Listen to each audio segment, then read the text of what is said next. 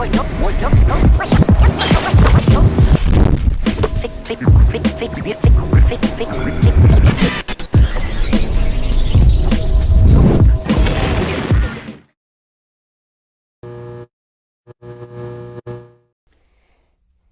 can't lie, I love the bloody playoffs, bruv.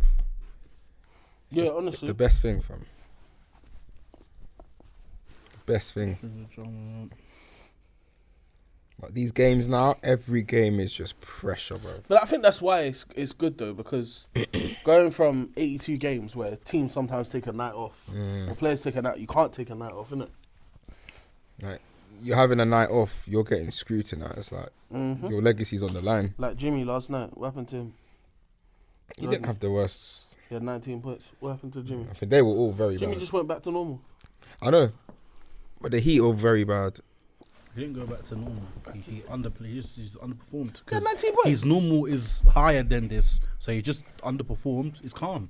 Go back to Miami, finish I it. can't wait to talk about the Celtics. Come on, let's go. Hello, everybody. Let's get ready to rumble. Welcome to another episode of Take It to the Rim podcast with myself, Rods, aka the one. You answered the one.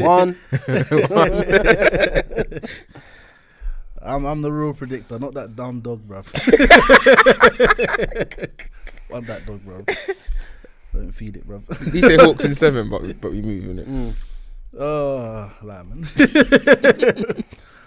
I'm here today with Clipper Cam. What's good?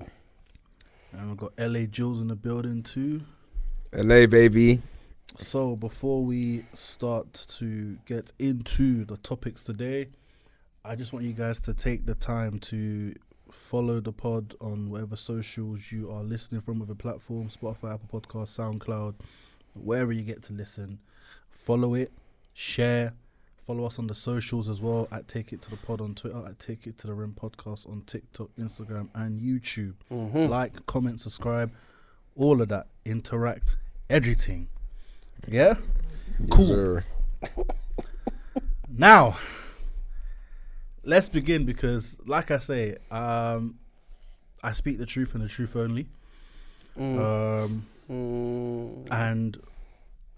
I'm angry at myself because I didn't want to spit the truth that I spat last podcast about a certain team and the way things are going to go. So I'm hoping I get proven wrong. So the first series that we're going to talk about, that's kind of obviously is a little update. Won't spend too much time. The Heat and the Knicks. The Heat were up 3-1. Knicks fought back, made it 3-2.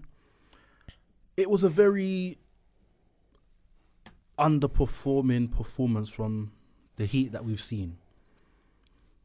It was quite deflated, you know. Yeah, it was quite deflated, and what was this? Let me see. Okay, they lost by what, 9 points? Yeah, it was relatively close. So this is the thing, a very deflated performance, and Jalen Brunson has the best game of the playoffs. Julius Randle and RJ Barrett have a very good game. Yeah, 26 and 24. Yeah, it's a very good game. And it was, I know obviously they won, but all the effort they put in, and you know, I'm not taking away anything from the Knicks, but Miami Heat didn't really perform like that, and it was still relatively close. Obviously, Jimmy, 90 points, that can't happen. Can't happen. Jimmy, you have to be going for 40 every game. Going for 40 every game, landing 30 plus. So even though it was still relatively close, so I was just like, well, Jalen Brunson had to have the best game that he's had this whole playoffs to string this win together. And mostly throughout the playoffs, I haven't seen the Knicks really pull, like, obviously the game that they won, which was game 2, that was still another close game. Yeah, Jimmy wasn't there. Yeah. So it's just one of the ones where, like I said, I've said what I said about the Knicks and how I think things are going to go, that I wasn't too happy saying. But realistically, really and truly, Miami have to handle their business. Yeah. So, what are you guys thinking about this series so far? Do you think Miami can defo close it out and put it to bed, or are they going to slip up and the Knicks are going to take the opportunity? Because I don't see the Knicks stringing a consistent win together, but I know how basketball is. Yeah. There's one thing I want to happen, and that's one thing I think will happen. Mm-hmm. I think the Heat are going to wrap it up in 6. Yep. However, I would love for the Knicks to take it to 7. Because I think at that point, anything can really happen. Yeah. Speaking about this game, like, you're saying that the Heat came out flat, but the Heat were up. They were up, and then They're up by 10 after the first quarter. Like, the Knicks came out flat. The Knicks came. Yeah, the honest. Knicks. They kept on fighting because usually when that happens, they don't fight back. But they realized their season's on the line. This is a win or go home game, and they said we're not going home. Jimmy had 19, 9, and 7, which is a nice stat line. And if you ask me, I think that's a true reflection of Jimmy Butler. But everyone's saying, "Oh, playoff Jimmy, Jimmy Butler." So obviously, he's been doing. No, but bro, to expect someone to say, "Oh yeah, you need to have 35 to 40 points a game every game." Come on, man. No, obviously not. I know. I'm saying, Come on, man. I was saying it's one of the months where Jimmy has been performing at a high level this whole playoffs. He's overdoing what he.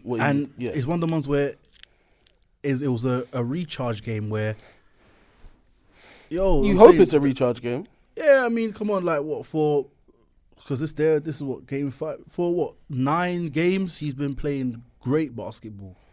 That's 9 games. But give or take. There's a slight even last game he played very well. He had 27 points, but slowly but surely he's dialing back the 30-point games. He had 28 the game before that as well. Like the Jimmy you saw in round 1 isn't. I'm not saying he's not around anymore, but he's definitely slowed down a little bit over the past few games. Obviously he didn't play game 1 and 2, but since he's come back in the series from the injury, he had 28, 27, and now 19. So he's trending downwards in terms of points. But Miami was still able to get wins in those games. This is the first game since he's been back that he's lost against the Knicks. I have to give a lot of credit to Jalen Brunson, a lot of credit to RJ Barrett, who I'll be honest is showing his the contract made sense. You know, at the start of these playoffs, I was getting onto him. I think everyone was getting onto him, to be honest. Because in that Cleveland series, I just didn't. At the first 3 games, I did not see what he was displaying warranted anywhere near the type of money he got paid. Yeah. And when you get paid a lot of money on a contract extension, and you're not playing well, you start being you're taken away from the team. You're now stopping them from going out and getting someone who can actually contribute for the amount of money you're getting paid in it. So. That's always something that's it's something that's always there when someone gets a contract extension. So, it's good that he's playing well. Julius Randle has been very hot and cold, and he's not the most reliable, but he showed up when they needed as well. But all in all, the Knicks haven't their bench didn't contribute a great deal to this win. Quentin Grimes had 8, Hartenstein had 4, Toppin had 2. Quickly didn't play. Which I don't know is that due to injury. I have no idea. It must be. He did get hurt, so maybe it might be due to injury. So their bench points are down. Quentin Grimes and Jalen Brunson played the entire game, 48 minutes. So Tibbs is back on his bullshit, But they needed to. It was an elimination game, and they needed to. But the only thing is that when Jalen Brunson plays high minutes, because the next game he's dead, and especially he's got a kind of a lingering ankle thing as well. But again, this might be if he comes out and has a big game in Game 6, man, on the road, people are gonna start looking people already looking at Jalen Brunson completely differently to how they did at the end of last season. Where they're like, okay, yeah, this guy's serious. Imagine if Jalen Brunson was still in Dallas, Dallas would be in these playoffs. Yeah, no question they'll be in these playoffs, kind of thing. I don't want to be deep, but I just don't know if I believe, and I want to believe. I'm hopeful that the Knicks can take this to 7. I think it will be very interesting as well, and also die down a bit of the hype around, the Heat and Jimmy. Because when you look at the Heat, without him, they're really not that good. 100%. They're all overachieving, which is great because you're overachieving when it matters. However, will it make for a great finals? We don't know yet, but yeah, I'm gonna say the Heat will close it out in Game 6, and I'm prepared to be wrong. I hope I'm wrong, but I'm just trying to be a realist about the situation. But hey, if the Knicks win Game 6, going back to MSG for Game 7, curtains. Yeah, I think so. I just believe. I mean, evaluating last night's game, like you correctly said, it was a 24-14 first quarter for the Heat, and then the Knicks went on an 18-2 run in the space of 3 minutes into the second quarter, which just completely overturned the game. I think it really threw off Miami and the dominant start they made, and then they started getting into some of their old habits, making mistakes. The crowd got into it. It just, when something, especially in quick succession, it really sparks up the crowd. The crowd's really into it now. Yeah. You're away from home. You're not hitting shots. You start doubting yourselves, and it gets a bit hostile. And before you know it, you're forcing the ball. You're getting turnovers. Everything is a bit rushed, and then everything just keeps going like that. And look, I'll be honest. Yesterday's game was a great performance from Brunson, like you correctly said. 38 points ain't no joke in a win or go home game. Exactly the same with RJ Barrett and Randall, who combined for 50 points. And yeah, credit to the Knicks. I mean, like you said, if it takes 48 minutes, you have to play Brunson and Grimes for 48 minutes in the hope that there is no game tomorrow if you lose, then that's what needs to be done. But I think the Miami Heat know they need to close this out, because you don't want to waste too much time trying to get a road win in Game 7. That's just asking for... Like, you could do it, and there's nothing telling me their ability can't get a Game 7 win. But taking it to another game, being away from home, anything can happen in a Game 7. Exactly like as you saw here, you had a good first quarter, an 18-2 run in 3 minutes could change the entire game, entire series. And in a Game 7 away from home, you don't want that. I think being at home helped the Knicks, because even though they was down, the crowd was really bad. It was like, okay, cool. Even if the Miami went up, then boom, they've made a shot. Bam, crowd's cheering. Defensive. They'd make a defensive stop or cause a turnover. Crowd's behind you. Boom, now you're going and one. Gas. That alone. That's why I say being at home obviously is very important, because every little thing you do, you get so gassed. Yeah, the energy as well. The energy, and then you're just fueled. Like, you might be tired, but because the energy is there, you're running back on defense. Boom, you're running to on the fast break. So that was very key, because when the same things happened at Miami, the crowd wasn't behind New York, so just like, and then obviously you can tell from the deflation when Julio Randle was saying, maybe they wanted it more, which wasn't a great thing to say, but maybe that was also, it stirred up the team. Who knows? But yeah, that's why, like I said, I said what I said in my prediction, which I think what may happen. And obviously Game 7, cool. If it happens, it happens, innit? But really and truly, it's Game 6, back at Miami, crowds behind you. You let the game slip away last game. Can't let it happen again. Like, it's one of the ones where it's like, it's just straight vengeance and just playing with that dog in you in that Game 6. Like, that's what it is for me. Like, I think as well that Butler's gonna just be, you know what, maybe, I don't know if Eric Spoel's gonna be like, listen, obviously as a team we need to be better, but Jimmy, can't lie, the same way you willed us through against the Bucks and had them, we got, this is what's gotta happen. Don't be shocked if you see Jimmy play like 45 minutes. Yeah, bro, and the thing is, like, I can see him like actually play going, because the thing is, he has the conditioning to. Yeah, I'm gonna say that's because he's done it before. Yeah. And he's able to. So it's just one of those where. How long are we trying to do this? Yeah, for? And that's what I'm saying. Like, it's like, okay, let's get it done early and kill them from early, so that, just put them to bed. Yeah, you raised a good point as well, because yes, they'll be Jimmy. I know Jimmy will never like say no, I don't want to go in. But if they need him to play 48, he'll play 48. However, I will say it's a completely different conversation we're having now, where you're having to do this in the second round. Like, you haven't got to play against probably whoever comes out of that matchup in Boston and Philly, and we're going to get into that, will be a much, much tougher matchup 100%. than New York would be if it's Miami, and then Miami would be if it's New York anyway. Like, regardless of that. So you're telling me you're gonna be having to, like, overexert yourself, which a lot of these guys are doing anyway because it's the playoffs. That's what you're meant to do. Yeah. But there is such thing as burnout. You know, yes, Jimmy is capable of putting in these performances. We saw it in the finals. However, that guy was broken after the finals, man. You saw it. Like after 6 games of him like playing hella minutes. He was, but the thing is, he was broken after it was done. Obviously, if they won, he was broken during it, but he just had to keep playing. but it's one of the ones where but the thing is, the reason why you're gonna do this because do you really want to leave that floor thinking no, I of course, still had a little bit left in the tank? 100%, you're right. However, there's a difference between doing it for 6 games, and he did it a few times earlier.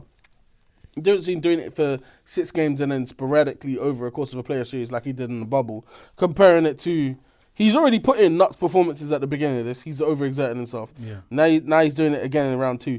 At some point, he'll hit a wall because there's a limit to what even these crazy professional athletes, especially guys from Miami who are in like crazy shape. The conditioning is nuts. You can't do that for like a month straight. That's crazy. Hear this. This series has been the wall. For who? For Jimmy, like as in Why? not like a people, but this series has been the kind of burnout. Like you said, he's digressed, right? That's what this series has been. He hasn't been going as hard this series. Yeah, game 1 played. Then obviously he got hurt at the end, so he just said, "All right, cool, I'm gonna head out." He obviously made his free throws, whatever, head out. Didn't play game 2 because if this was Philly or the Celtics, he would have had to play. Yeah, right. But that's what I'm saying. So game 1 cool, chilled. Game 2 chilled. Cool, they lost. Game 3 came up. So this series has been the downtime. Yeah. So far, and it's been. So you think he's just been able to bounce back? So I think it's been the downtime, and obviously he's been like kind of not cautious, but he's been okay, cool. Now the ankle is very warm. He's getting back. I've chilled throughout this series because, like I say, he's been scoring less and the team's been contributing more. So he's been able to kind of chill through this series. Now is okay, cool. 1 game.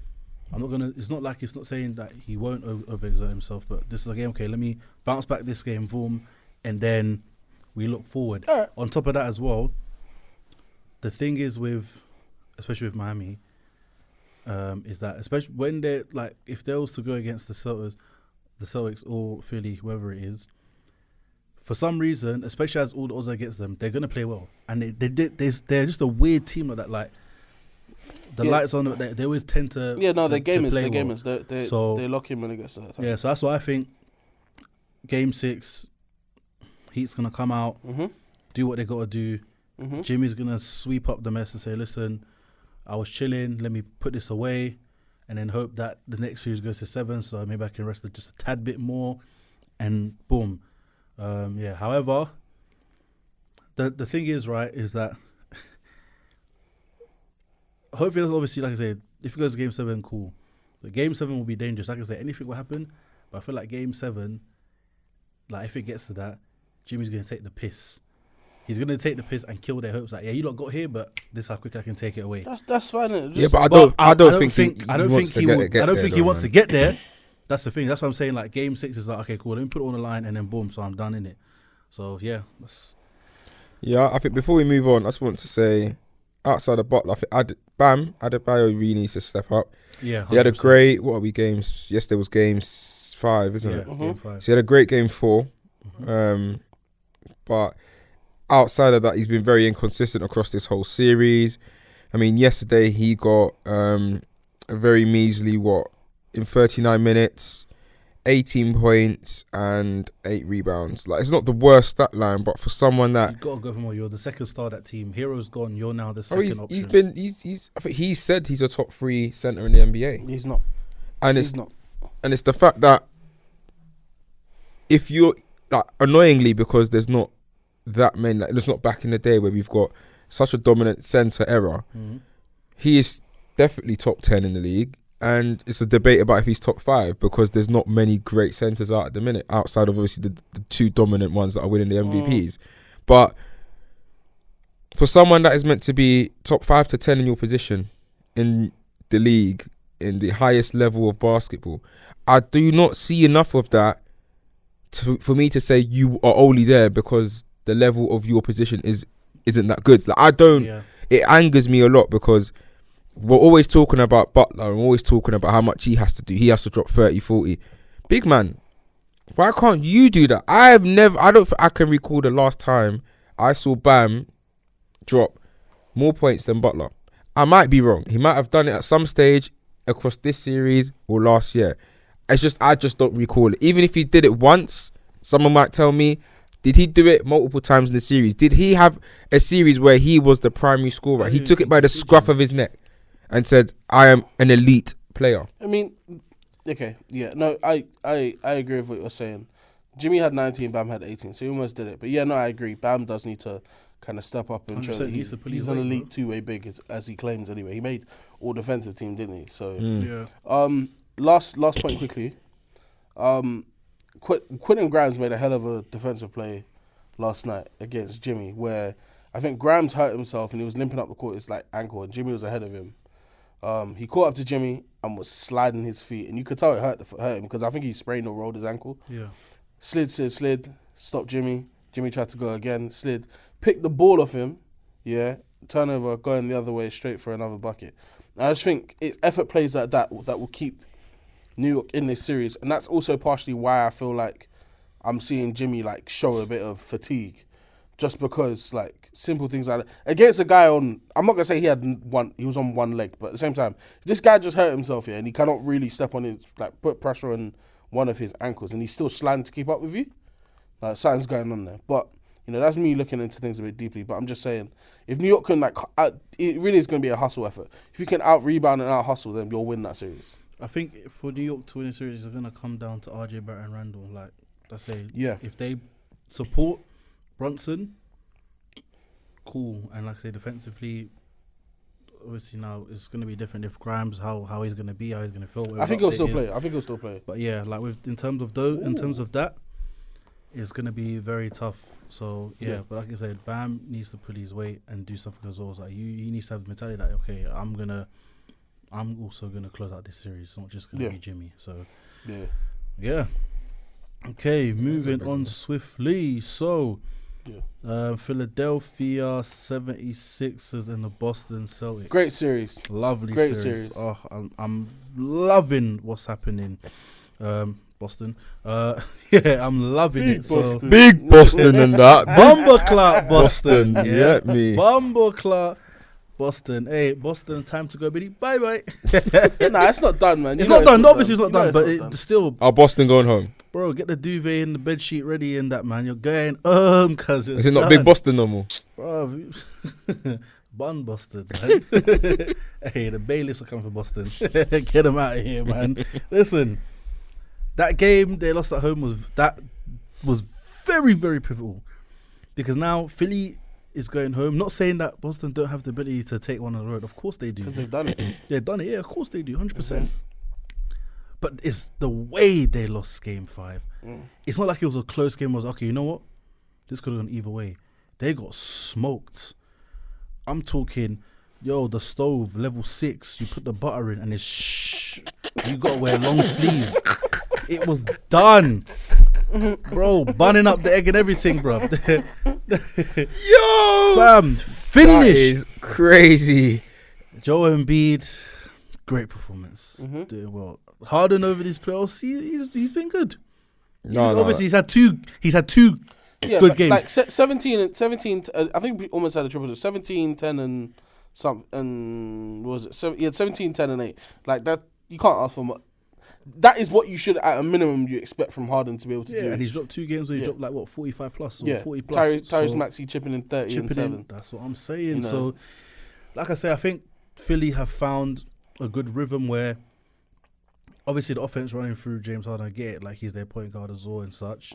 But they did used to, a lot of times, defer to Embiid. He'll take long to get into the post up and such. But I think going through Harden to Embiid to Maxey or to the team, like kind of going in that sort of flow with offense is working well for them. And the good thing about Harden is he can do either if he has to score. Because I've been seeing Harden bro, the way he's crossed over Jaylen Brown, boom, lane. I'm like, okay, that's a good sign. And Jaylen Brown's a very good defender. So today against someone of his caliber as well in terms of defensively, is okay, cool. Harden is reminding us that, listen, don't count me out. Sound like you said Haaland for a second. I know. What's going on? Don't count me out. And That's the thing, because then Harden can be a facilitator and hit timely shots, or he can be aggressive. So it is looking peak for Boston. So you think Philly are gonna win the series? Oh, 100%, yeah. Philly's gonna win the next game, yeah, 100%. Game 6 will be done. Yo, it's done. It's already Swear done. down. It's already done, bro. It's done. Wow. Like, because the thing is, yeah, is it Al Horford? Damn. Can't even know, but I just sorry it, like raw in it. But I don't really care about him anyway. Too tough. Like I say, Marcus Smart's still on his clown-ish. But the thing is, yeah. Okay, I'm not saying I don't rate Jason Tatum, because I if we look at down the line, yeah, I have rated him, yeah. But I saw something as well that was said. I was just not even like, it was just on TikTok and stuff, and I was analysing. I was like, I hear it. So basically, yes, Jason Tatum is the best player on the team. Mm-hmm. Like when they started when it was Paul Pierce and Kevin Garnett, like people would say Paul Pierce was the best player in the team, but Kevin Garnett led that team. Not saying that Paul Pierce didn't have, a contributing factor to leading the team, but I was like, okay, Kevin Garnett was that Paul Pierce kind of let his pride go, let Kevin Garnett really put his foot in and be like ahead of the team. And then it kind of reminded me like, okay, Jaylen Brown, Jason Tatum now.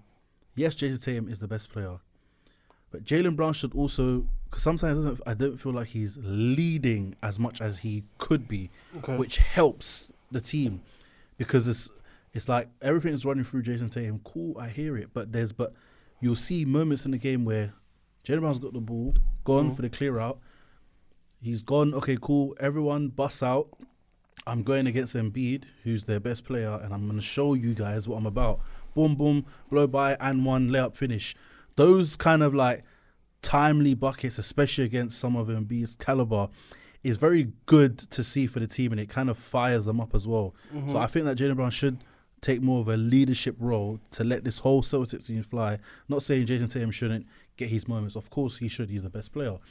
But pride's got to reduce a bit and let Jaylen Brown kind of lead a bit more, because that's when they work best. I feel like when Jaylen Brown's, on point, he's doing his thing, he's got a good rhythm, it just, and then Tatum also has a good rhythm as well, but it's kind of like not a follow-up of Jaylen Brown's like ethic and everything that he's doing, but it just kind of spreads out where it's not just Jaylen Brown, but it's the team. And then like, okay, cool, the team is firing on cylinders now, and then Jason Tatum comes out and starts doing some madness and just hitting dirty, timely shots that's just degrading the team.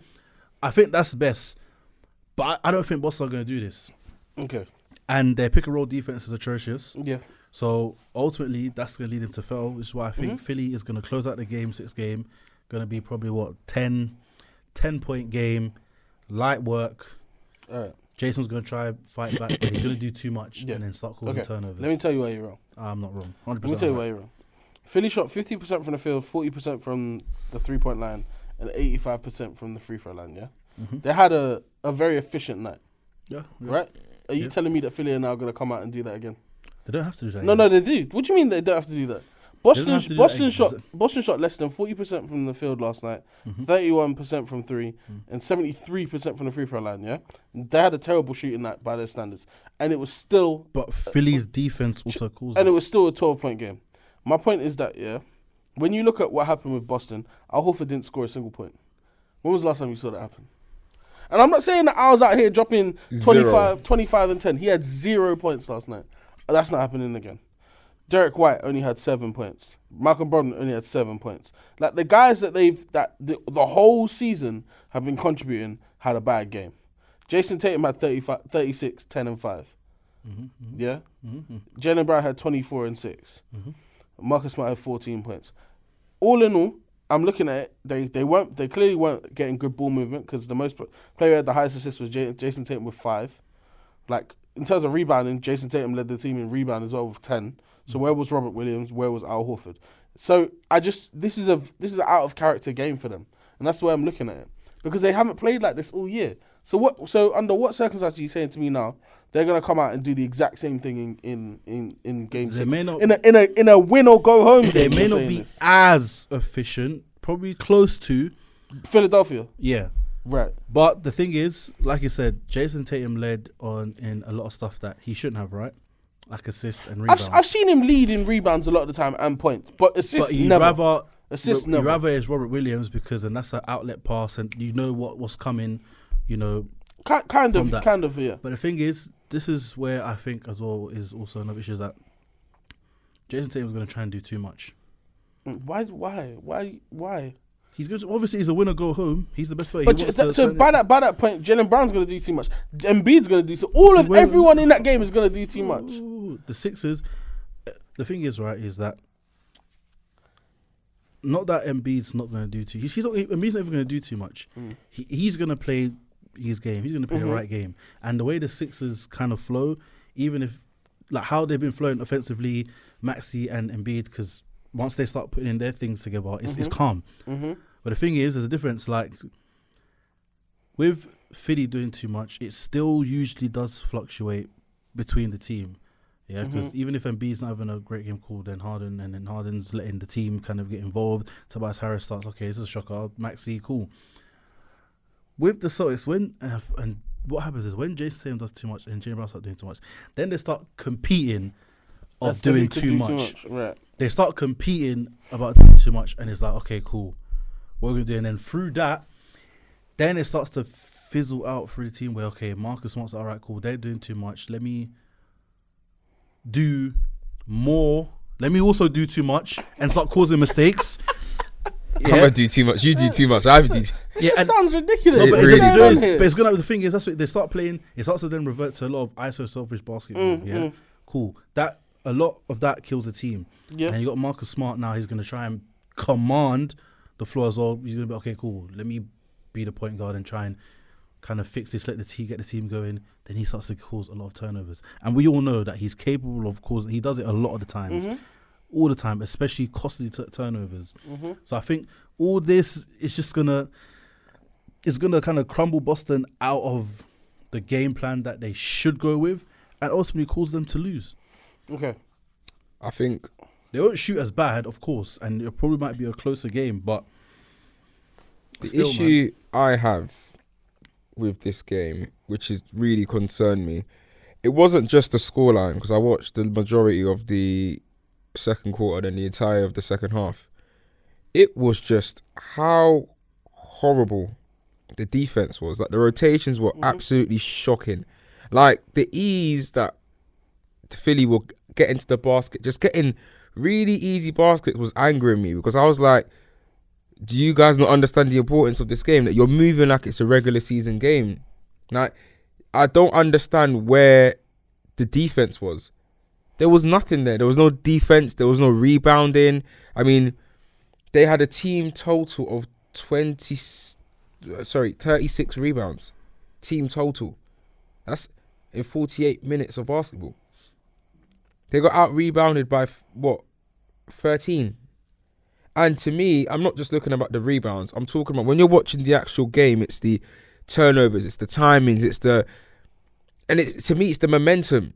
They never really got in a position where I saw them actually be able to stop Philly without letting a few in their basket. Like, it was really poor overall. And I don't, like, again, I know Philly had a horrible, it might have been game 2 where they blew them out. Where the Celtics blew out the 76ers. But again, I'm talking, that's a few games ago. This is a timely game in the series at home. When you're looking at it, most people predicting before that game, Boston are going to win that. Philly will probably win game 6, and then game 7, we don't really know. I didn't expect Philly to win. I definitely didn't expect Philly to win in that manner. I mean, the way it was so easy. But doing this on their home court as well. And that's what made it worse. And what, man, was very weird to see the Celtics fan booing. I mean, that's hideous. I mean, I hate that fan base, and obviously as a Laker fan, I want that fan base to lose everything, every single game. But that is hideous. Like, as a fan base, like, that is not what you need when you're down and you need your team to build up. But yeah, just to wrap up, really, I think game 6, Philly need to win. I believe if Boston win game 6, I believe Boston can get 2 in a row again, as I did in game 2 and game 3, game 6 and 7. But I think that game was so pivotal, and I think the way Boston lost it, changed the series for me. Like the series to me was topsy turvy. We won on the road, you won on the road, cool. But that game there, and it's the manner. Like you said, if it was a close game, it's a bit like, damn, they got us. Oh, it was just one. We could have got it at the end. We hit the rim. This was battering. And I think for game 6, yeah, Philly don't close this out. Embiid, do your MVP stuff and close this out. One thing that we haven't spoken about, why Philadelphia are going to lose this series. Who's Philadelphia's head coach? Oh, yeah. Doc Flippery Rivers, bro. Doc Floppery Pause Rivers. Let me tell you something. What? The head coach for Game 6 is going to be James Harden. It's not going to be Doc Rivers. Just wait and see, man. It's going to be Just James wait and Harden. see. I can tell you, listen, If there was a game, of series leads that Doc Rivers has given up in the Honestly. playoffs. I hear it. When it matters most. I'll I've never seen it the with one my own that eyes. Houston and LA one, I'll never understand. the thing is, What? He's already Never. showed a new leaf. How Yeah. has he shown a new leaf? Okay, look. Boston to lose this game. First of all, obviously, yes, it wasn't expected. But this is a game they shouldn't have lost. This is a game where we're supposed to see Doc Floppery come out to No, play. man, you're not being serious. You're not deep. I'm in telling what you now, saying to Philly you. is When going- it's on the You're line, not it's deep been in proven what with I'm Doc Rivers. saying bro. to you, man. I understand, which is okay. why I said their head coach is going to be Wait. James Harden. Is the last time Doc Rivers when he got to the conference finals, was that with the Celtics? Yeah, because it wasn't with us. Yeah. Yeah. So the last time Doc Rivers got to a conference finals was with the Celtics. They had a rematch in 2009, right? No, in 2010. The Celtics replayed the Lakers in 2010, right? Where the Lakers won the Something like that. Yeah, I do think that's correct. So yeah. So we're talking 13 years. Wow. Alright, cool. No, That's fine. no, Just out there. I mean, if Cam's right, I'm just saying. we know what I to hear say. it, but Bro, he was my head coach. I know better than any of you. I know what this man is capable of. This man. it's calm, like I said. Harden's Boston gonna in pattern 7. it. Boston in 7. I'm telling you now, especially the way how the game's going to end, it's the only difference between how Game 6 is going to end and Game 4 is that it's not going to go to overtime. Harden's... Did it go to overtime that time? It didn't, did it? Or did When in game 4 did, yeah, yeah, it did. yeah. It Game did. 4 That's when did. Harden hit the corner yeah, 3. it's going to be that was a great game. That same similar ending. Oh, cool. Cool. Boston... This time Marcus Smart Boston's- gets the shot off in Boston's out. regulation. Let's go. Okay, moving on to the West Side. Nuggets and the Suns. We might as well quickly start this because a report just came out from Shams that DeAndre Ayton is not playing tonight in Game 6. Not that it matters a great deal because Jokic was... I don't want to make the noise in it, but that was straight barbecue chicken. Jokic has been cooking DeAndre Ayton disgustingly to the point where Kevin Durant has had to speak to him. Devin Booker had to speak to him. They're in a team huddle and on They're the chirping. bench, telling him fix the fuck up. My man got up and walked away and sat on the other end of the bench because he's not trying to hear that shit. And I tell you what, if DeAndre Ayton does not play, if it goes 7 and DeAndre Ayton don't play, we've already seen DeAndre Ayton's last game as a Phoenix Sun. I don't think he's there next season. I don't think he's either. He shouldn't be. I can't lie. This guy. He didn't want to be there. This guy's a prick. There'll be a lot more value in Phoenix having a defensive center than having DeAndre Ayton. Like if they did a DeAndre Ayton for Nick Claxton trade, I'm sure they'd be well. Listen, that's what I said. I was saying in the chat before. Yeah, I rather Nick Claxton than flipping DeAndre Ayton. Listen, DeAndre Ayton, you're a shame and a shambles. You are an absolute sorry ass 7 foot useless guy. Your talent should be used to pick apples off trees, bruv. You're actually like you can't defend and stop no one. No. Nothing. Who are you and what are you? Number 1 pick. And this is how you're moving. Like a baby. Piss off, man. Piss right off. What is this? Man, like, to play good defense, you can't. First of all, Jokic is flipping absolutely smoking you. He's thinking, okay, what flavor sauce am I going to put on this chicken? How am I going to grill it? Or am I going to fry it? I don't know. Let me see how I feel in it. Yeah, I might just go, you know what? I'll get a triple-double today on Ayton, but I'm thinking, should I go for 50, 40? How many assists should I go? He's choosing. He's saying, let me just enter the code of stats I'm going to have and then I'll do it. That's how much of a dickhead Ayton is, bro. He's a waste, man. I can't lie. And then now your teammates are getting onto you. Accountability, which you must take. And what is he doing? Crying, walking away. Walk away and don't come back. Walk away and don't come back. Because I don't understand how you, a number 1 pick, with the talent that you have, the athletic ability you have, I'm not saying he's going to completely shut down and lock Jokic, but have an effect. Fight back. Fight back. Fight back. Do something. Do something. You're more athletic than this guy, and Jokic is not a paint protector. He's not a paint protecting big. Yet, are you telling me you have no move in your bag, no way of trying to get to the basket where you know he's slower than you and will probably get into foul trouble if you really attack him? What is going on? I can't lie. Sit out this game and don't come back. Big man thing, because this is it. Don't even bring him back. If the Suns lose this series and he's done, that's cool, fine, that's all right. Focus on filling up the bench and trading. This is why I didn't want to bring you in the first place. Big man said this is why I didn't want to sign you in the first place, because they understood the attitude that you portray and how you are. Yeah. What? Because you can see how much Booker is fighting in these playoffs. Yeah, what he's doing. Kevin Durant, cool. First 2 games a little shaky. Next 2 games, boom, he's right there with KD. With Booker. Cool. Defensively present now, I've seen Kevin Durant play better defense than Ayton. This is making no sense. I don't understand. It's just making no sense. And Ayton is not doing anything but crying. Take accountability. You know what? I'm moving mad, let me pattern up. But no, you're crying, walking away. I can't lie, get out of here, man. I understand why all these issues happen in Phoenix now. I see it now. First I was thinking, it's a bit deep. Now I see it, man. Send that man to Shanghai. Send that man out of here, man. Time to learn Chinese. Get out of here, bro. Don't be surprised if you see an Ayton for Miles Turner trade or something like that. It would. I'm telling you, that would be. Indiana wanted them. I don't know if they still want him in it, but boy, especially after what's happening here, these things destroy the value. Because now it's okay, cool. Are you a team player? Because if your team's going to tell you to take accountability and say, you need to do this, are you going to take it upon yourself and say, you know what, let me be it for the team and do it? Or are you going to sulk? You've shown your character now.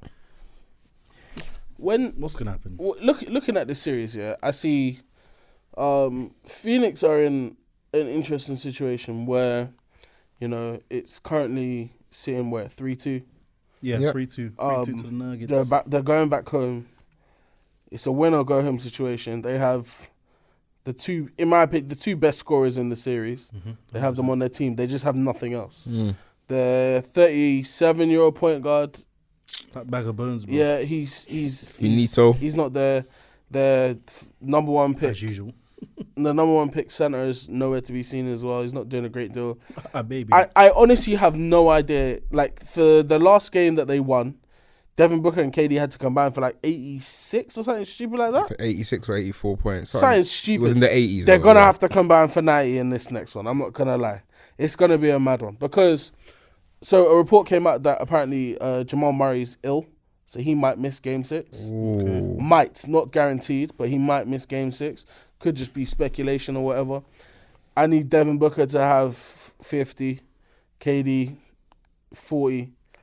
Minimum each. I'm saying 45 apiece. No, honestly, there is nothing else that will be they'll get maximum 10 more points. Even then they might lose, because I don't know who else in that team is going to give them another 20, 30 points combined from the rest of the players on the team. It's crazy.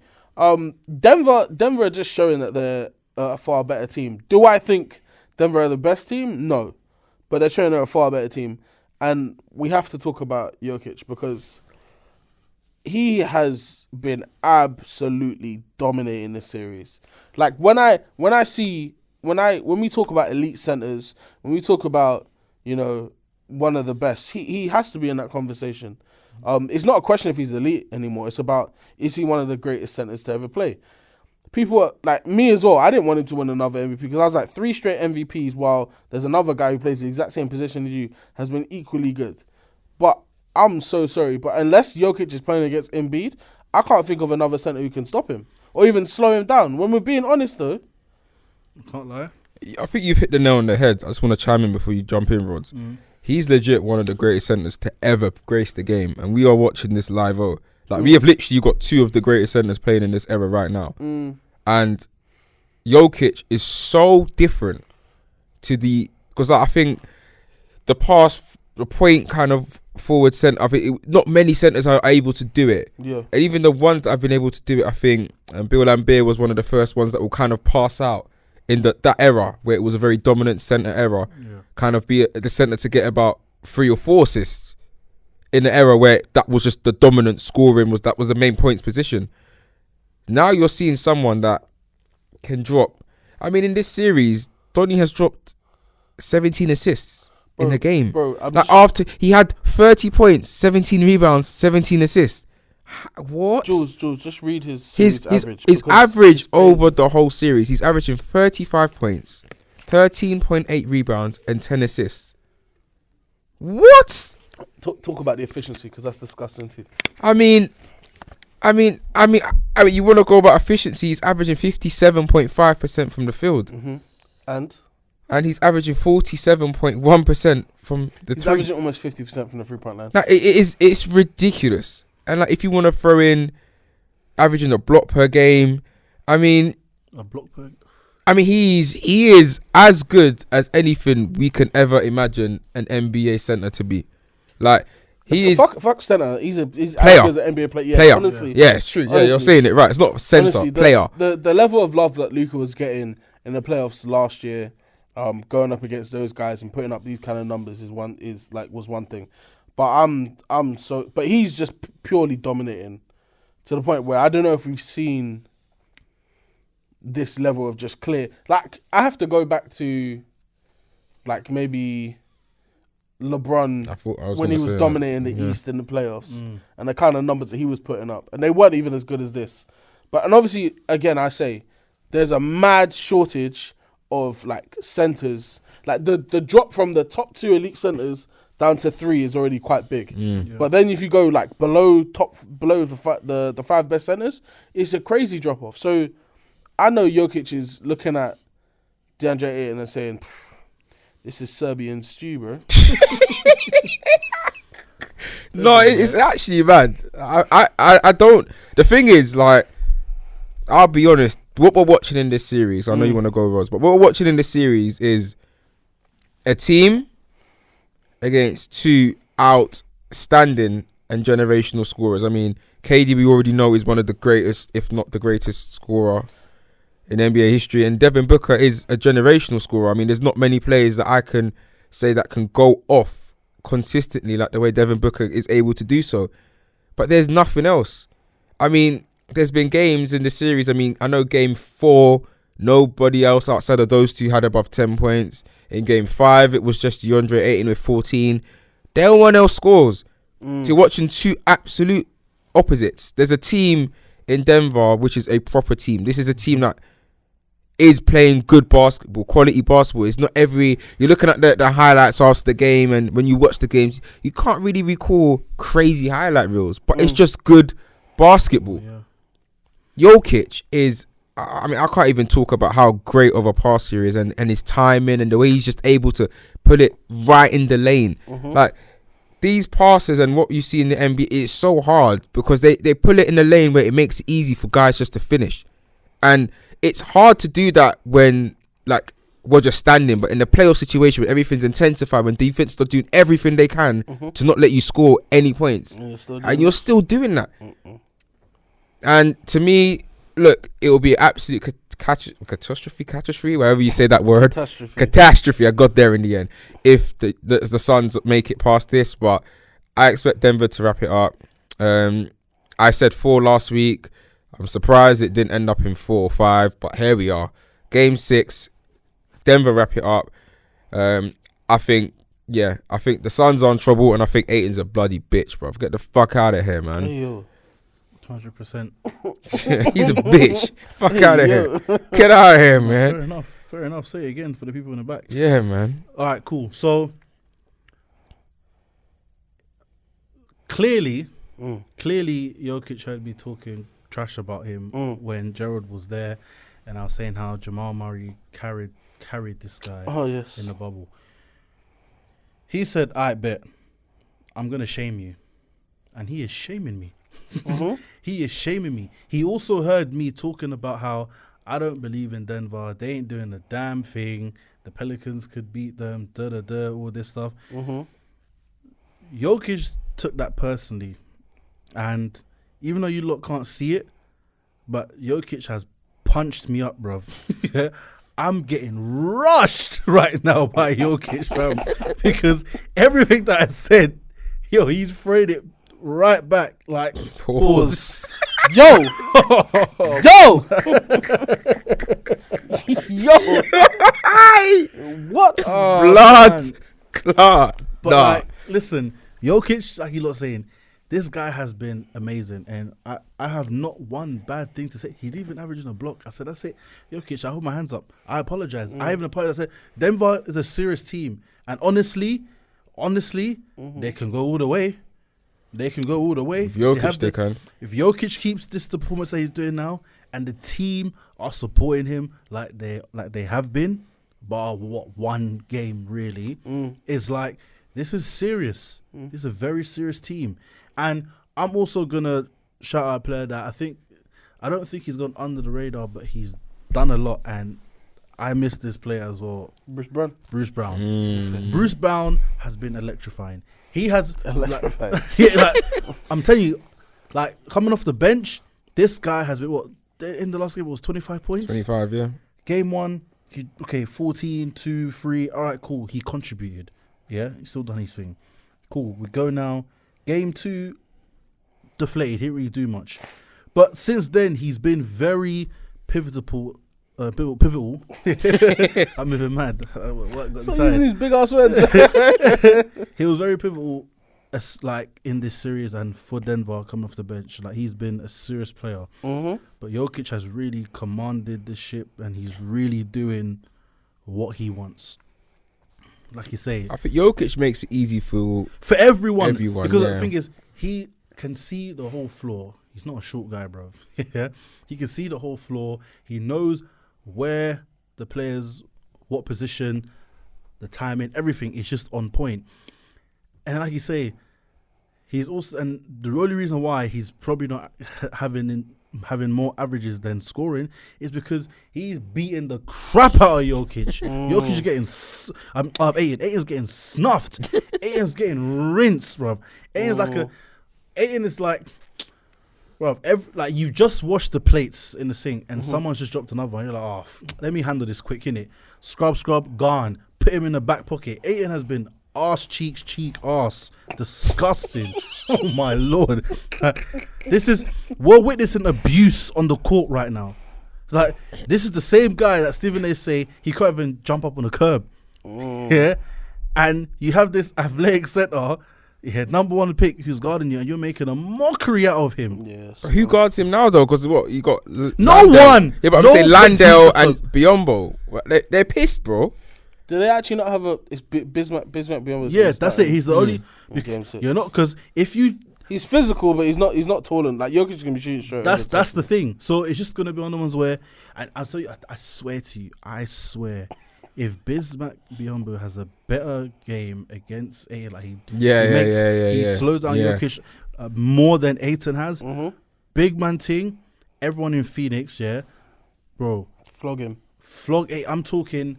He has to get tied up to a pole outside the arena, and everyone's swinging him, 100%. Trade him. In fact, trade him the same day, the same minute, whatever. So Denver have full control of this series. Hey, wrap it up, man. And they're gonna wrap it up like very, very easy. That's it. I think Phoenix is done. It's finished. Curtains. Like you say, KD and Booker, they're gonna have to average 90. They're gonna have to put up 90 points. Yeah. I don't know about something we've never seen before. Like, exactly. From during the playoffs, personally, like, the only two is what Kyrie and LeBron when they both had 40. That was insane. They both had like 41, but they weren't 90. I'm talking about, but they have to combine for 90 points to win that game. And that's going to be a massive. You're saying 2 man here, you have to get 90 points. But that's insane to even say. But at the same time, yeah, they can do it. No, the thing is, yeah, they can, but it's extremely unlikely. I feel like Booker can. He's more likely to get 45. He's handling the ball a lot more than KD is. So, but I think what's going to be very key is that's it. It's going to end up being like, okay, what's KD going to do? Are you going to bring out the KD that was against the Bucks that done that? Is that KD going to come out? He has to. Like, you have to. That's elimination. Another, like, yeah. So I think, yeah, if, like I say, I think Denver's got this in the next game, and Phoenix are going to have to focus on getting their team together. I think the best thing for Phoenix, I think you said it already, I think getting someone like Miles Turner, really trying to see what they can do to trade, Yeah. starting again next season. Because I feel like this basketball, if you manage to somehow, somewhere get through the Denver Nuggets, I still don't believe. Like, I just think Booker and KD will be finito by the time they even get to face one of the Lakers or the I expect to see Warriors. both of them playing 48 minutes. That's what I mean in both games. Yeah. And the problem is, if by the game 3 or 4 of the next round, these guys are done. Even if they manage to beat the Lakers and the Warriors and manage to get to the NBA Finals, by game 2 or 3, there's nothing. There's nothing. It's peak. Not only do I expect CP to get traded as well, because he keeps getting hurt. to Every playoff series. every year. He's regardless of what team he's on anymore now, he just gets hurt. So I think they could free up a lot of money if they manage to get rid of CP3, DeAndre that's Ayton. 60 M's. I'm saying get rid of CP3 and like I say, since everyone in Atlanta's up in the air, go for Trae Young. Wow. Go for Trae Young. Go for Trae Young. Go for DeJounte. Go for somebody. There's a lot, but there's a lot going on in this offseason. This offseason will be crazy. You ain't getting much out of Chris Paul anymore. You've got to make you've got like you correctly said, there's 60 mil to work around. You could retool that and get such better offensive output from loads, offensive and defensive output from loads of different players for that money. You're getting nothing. Be interesting 100%. to see. Yeah. So, like I say, it's gonna be a tough series. Well, it's gonna be a tough game for the Suns anyway. So, last series, which will quickly fly through, the Warriors and the Lakers. So, Great series again. very great series. Really good series. AD decided to go and Do AD stuff. the thing with him, yeah, and I'm not trying to hate because he was having a really good game before he went and got hurt. But I don't want to say that he's soft. But he's soft, bro. The like boy made out of plastic. he's I don't know what it is with him, innit? It's like every single game there's something that happens that like hurts him a little bit, and I see him like wincing all the time, and I'm just like, bro, you got a guy on your team, he's 38 years old, who injured himself, is 100% gonna need surgery. He's needed surgery. He's still injured. He's still hurt. Played injured. He's still hurt. Hasn't had the surgery. He's having the surgery at the end of the season, and I haven't seen LeBron like show any sign of weakness apart from fatigue at all in since the playoffs have started, since he's come back from injury. So I just need you to pattern up, man. Like, I can't believe I'm a Clippers fan saying this, but I'm a LeBron fan first, innit? And the reality of the situation is, if the Lakers can get past the Warriors, which I think they will, I think they'll be able to wrap it up in this game 6. I really struggle to see who's going to stop them, regardless of who comes out of Phoenix and Denver. And Phoenix were my pick, but I don't think that's looking likely anymore. But I just think if AD can give you guys one more 25 and 12 game, I think it will be set in stone. The Warriors have had Steph out here running around crazy, putting in really good performances, and they're just not getting the wins that they need out of it. Obviously, they won Game 5, and that was a must win. But they were back in Chase, innit? They were back at home. We know this team aren't that good on the road. They managed to go and win a Game 7 against Sacramento on the road. Can they do it? Can they do it again? Are you telling me now they're gonna go into crypto, not Staples anymore, and say, yeah, we're gonna do this. Because Clay hasn't necessarily been playing that well. Jordan Poole's been on and off. Draymond Green had to chip in 20 points for them to even be in the conversation and winning this game. Deflated vibe After Anthony Davis went out and with the injury. So I think they can do it, man. Honestly, like, I don't see why the Lakers can't just. We said before we started filming, there's very few people that I would say this about, but when it comes to playoffs, when it's money time, like do or die, game on the line or series on the line, who I trust to go and win a game, it's LeBron. I really do, and I think he's been trying, but I don't think he's put himself like completely out to say, yeah, I need to go and win this game.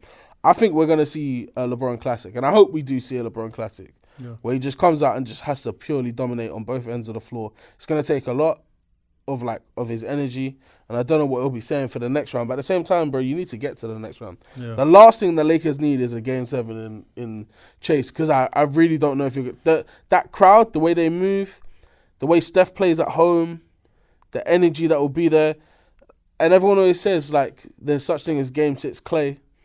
Could Clay have that big game that they need? You really have to come out aggressive from the jump and win the game. Like, have to. It's a must win. Obviously, it's a must win, but it's a must win. Yeah, obviously, personally, obviously, it's crazy. But last night, I did have a big feeling we would lose that game.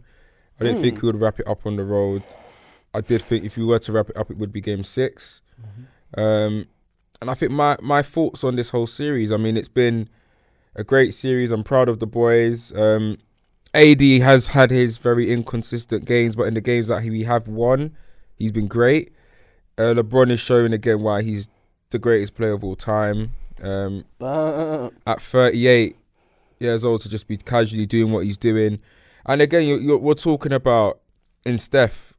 I don't want people to underestimate how great of a basketball player this human being is. Like you correctly said about his ability to just continue running, how fit he is, the way he can just manipulate shots and do the step backs and it's the timing of thing. He is ridiculous. Quickly. Did you see the his like between legs behind the back? You know one he did to beat the buzzer? Yes, last night. Yeah, absolutely disgusting, bro. Yeah, and it was not. He didn't touch a single part of the. It's just the basket. Straight in net.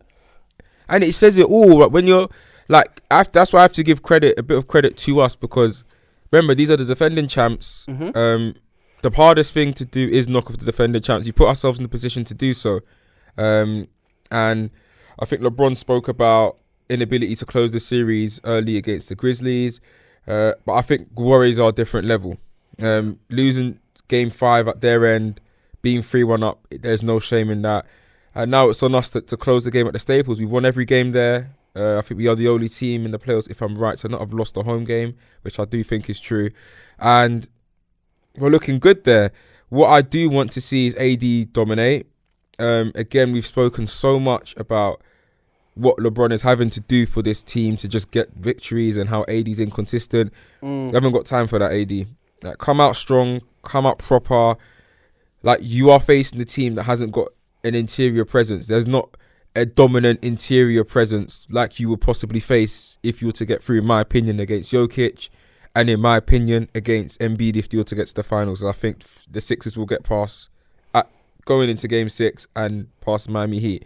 So if you are to get through, this is it in terms of it goes up from here. Yeah. And I now need to see you dominate this and prepare yourself for the next 2 rounds. Because if you manage to get through this challenge, the next challenge gets harder and the one after that gets even harder. So, no, to me, in terms of defensive bigs, Jokic is ridiculously difficult. But I'm talking, I think the best defensive big man is probably going to be Embiid. When everyone, I'm talking, give Giannis and all that. But at the same time, you have a very, very good defensive center on your team who, if anyone really from the West was going to be the one to slow down Jokic at least and keep up with him, because Jokic plays on the perimeter as a center. Which is true, yeah. I've seen AD was in game 4 was staying in front of Steph. Yeah, no, he was excellent. That was excellent defense. So I definitely believe he'll be able to at least, stop Jokic getting to as many spots. No, but I'm saying him dominate them in terms of like offensively. That's what I mean. So it's not more so about what he can do. To me, AD is the best defensive center in the league. I mean, when it comes to getting stops, getting blocks, all of that, if he's fit, hands down. And even LeBron said it recently. That is definitely the thing.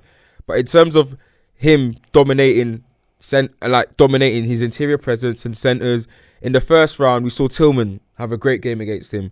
We didn't see him out. We saw him do bits defensively in scopes, but JJJ had games against him. In this series, Looney's grabbed 23 rebounds against him. I'm not saying he's not been great. However, I want to see the domination tomorrow. Because what I'm saying is that we faced, Tillman in the first round / JJJ. There was no Steven Adams. You all know Golden State are a 3-point team. So they haven't got an elite center usually in their roster. And what I'm saying next is you got Jokic, then potentially Embiid. You now have to start saying, things going to have to start going through you. And the pressure in terms of getting those points, it's going to have to start going through you. So you have to use this and dominate this game and get the job done. You had great contributions during the series. D'Lo had a great game. Regis had a good game in game 4. Rui has had a great first round series. greats, I think great 1 and 2 or 2 and 3, one of the two. Everyone's chipped in. Schroeder's chipped in defensively. Vando's been excellent on the defensive end as well. So people have done bits for you. So I want you to say, you know what? I'm the younger one. I'm 30 years old. I'm in my prime. I'm going to take this game by the scruff of his neck. Because to me, he's the only prime superstar, as in that is rightly so in their prime. Like Steph and LeBron are doing what goated people do. Like Steph being 34 and running about and being as insane as he is not what every 34-year-old point guard has done in the previous careers. LeBron at 38, I'm not even going to talk about that because that is so rare, it's unbelievable. So in terms of being dominant, you could talk about Draymond Green, Klay Thompson. They're a bit past their elite primes. AD is actually in his prime. So you should really be taking this by the scruff of his neck and closing this out.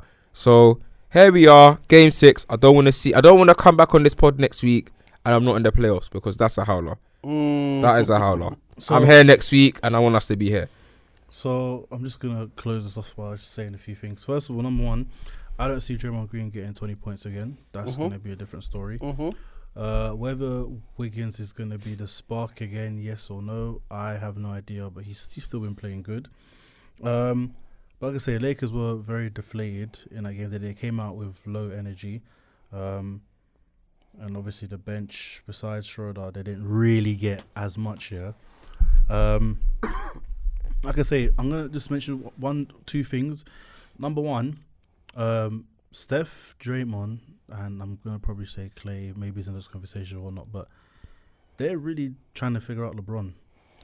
And they're very confused, which is very well, because usually it's like, okay, LeBron's going to be aggressive, as usual.